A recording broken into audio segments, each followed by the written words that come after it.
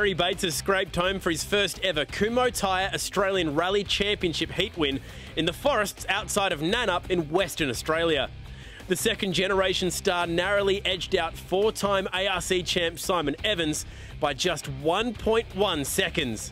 Everything was thrown at us today. I mean, we had a 20-second lead going into the last loop of stages, and then on the first stage it was a mistake of my own that I thought might have cost us the day, but we sort of made it up in the afternoon, and then had a small problem coming back into service, which we managed to fix, and then just held on in the last two stages and managed to do it. It's obviously we're over the moon, can't believe it. Evans seized his opportunity to close the gap with some typically flamboyant driving, but fell painfully shy.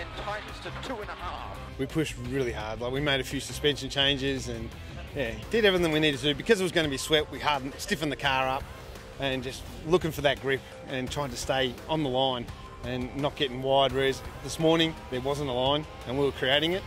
And this time I was actually just following the lines, trying to stay in the groove and just get the car in the road, and it worked.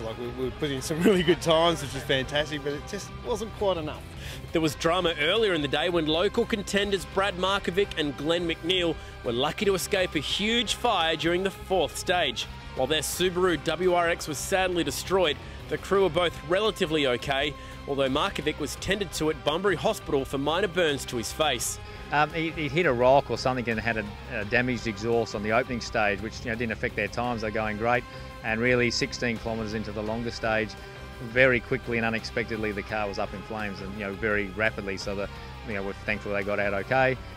He's obviously very, very disappointed to see his car up in flames like that, and particularly doing such a good job. He just moved into second outright, was going really well, not pushing too hard. Very unfortunate. Bates' first heat win sets him up beautifully for tomorrow, where times are essentially reset.